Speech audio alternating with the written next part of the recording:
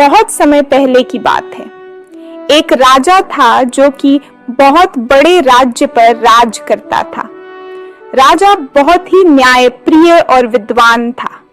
सारी प्रजा राजा के न्याय और व्यवहार से बहुत खुश थी। एक दिन की बात है, उस राज्य के किसान के घर में चोरी हो जाती है।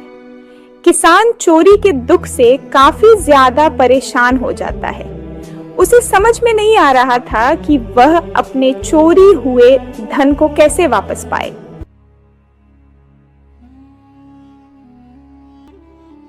अरे रामू, क्या हुआ? आज तो काफी ज्यादा परेशान लग रहे हो। लगता है भाभी जी ने फिर से झगड़ा शुरू कर दिया है। अरे नहीं मोहन, ऐसी कोई बात नहीं है। मैंने 1 साल खेती करके पैसे इकट्ठे किए थे ताकि मैं अपनी पत्नी को नई साड़ी दिला सकूं, लेकिन मेरी तो किस्मत ही खराब है। किस्मत खराब? क्यों? ऐसा क्या हो गया तेरे साथ? मुझे बता। कल रात मेरे घर में चोरी हो गई है और पता नहीं वो चोर कौन है। अब मेरा न्याय कौन करेगा? अगर वो पैसे मुझे नहीं मिले तो मैं जीते जी मर जाऊंगा। अरे रामू, तू चिंता मत कर। हमारे राज्य का राजा बहुत ही बुद्धिमान और विद्वान है। वो तेरी पुकार जरूर सुनेंगे। तू राजा के पास जा और उनसे न्याय की गुहार लगा। ऐसा बोलकर मोहन वहां से चला जाता है और कुछ ही देर बाद रामू भी वहां से चला जाता है और सीधा राजा के महल आ जाता है। रामू राजा के सामने फरियाद करने लगा और राजा को अपने चोरी हुए धन के बारे में बता दिया। रामू, तुम राजा कुशल सिंह के दरबार में आए हो। तुम्हें न्याय जरूर मिलेगा और मैं उस चोर को पकड़कर कड़ी से कड़ी सजा दूंगा। मंत्री जी, आप जल्द से जल्द रामू के धन के बारे में पता लगाए कि किसने रामू के घर में चोरी की है।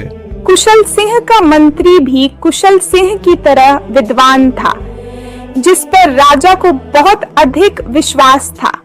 राजा की आज्ञा पाते ही मंत्री ने चोर का पता लगाने का काम शुरू कर दिया था। शाम को जब मंत्री अपने घर पहुंचा तो चिंता की लकीरें उसके माथे पर साफ दिख रही थी। अरे क्या हुआ जी? आज आप इतने चिंतन में कैसे हो? अरे सुशीला, चिंता की तो बात है। हमारे राज्य के रामू किसान के घर में चोरी हो गई है और राजा ने मुझे चोर पकड़ने का आदेश दे दिया है। अब चोर तो चोरी करके चला गया है, पता नहीं वो कहाँ पर होगा। मैं उसे कैसे पकड़ूंगा? बस इतनी सी बात। मेरे पास एक योजना है। इस योजना के अंतर्गत वो चोर खुद चलकर आपके पास आएगा।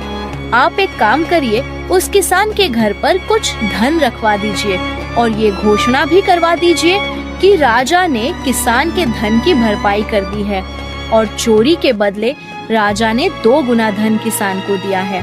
मंत्री जी ने अपनी पत्नी की बात मानकर ऐसा ही किया। रामू को मंत्री ने राजा से 2 गुना धन दिलवा दिया और ये बात पूरे राज्य में फैलवा दी ताकि ये खबर उन चोरों तक भी पहुंच सके। अब मंत्री ने अपनी पत्नी की बात मानकर किसान के घर में भेष बदलकर छुप गया। अरे पकिया, तुमने सुना? जिस किसान के घर में हमने चोरी की उसको यहाँ के राजा ने 2 गुना धन दिया है। हाँ जगिया, चल हम एक काम करते हैं, वो भी धन चुरा लेते हैं ताकि अगली बार राजा उस किसान को 4 गुना धन दे। ऐसे करते करते हम अमीर बन जाएंगे और सदा के लिए ये राज्य छोड़कर चले जाएंगे। दोनों चोर किसान के घर की ओर चल दिए। किसान के घर में आकर वो सारा धन अपनी पोटलियां में समेटने लगे। जैसे ही वो रामू के घर से बाहर निकले, तभी मंत्री और उनके पहरेदारों ने चोरों को घेर लिया और उन्हें तुरंत पकड़ लिया।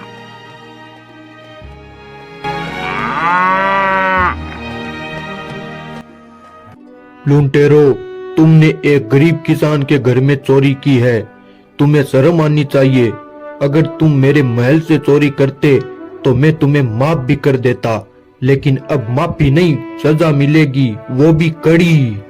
महाराज, आप तो दयालु हो, हमें माफ कर दो, आगे से हम कभी भी चोरी नहीं करेंगे। नहीं, हम लुटेरों को माफ नहीं करते। सेनापति, ले जाओ इन लुटेरों को और कारावास में डाल दो। महाराज, ऐसा जुल्म हमारे साथ मत कीजिए और हमें माफ कर दीजिए।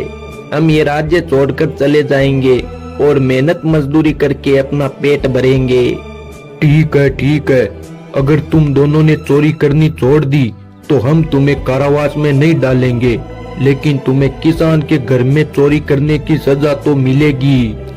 तुम दोनों लुटेरों को किसान के खेत में 1 साल तक काम करना होगा और जितना धन तुमने चोरी किया है उससे 2 गुना धन तुम रामू को कमा कर दोगे। अगर तुमने भागने की कोशिश की तो तुम्हें कारावास में नहीं बल्कि सीधा मृत्युदंड दिया जाएगा। सब राजा के न्याय से बहुत ही खुश हुए। पूरे दरबार में राजा की जय जयकार होने लगी। इस प्रकार किसान को न्याय मिल गया।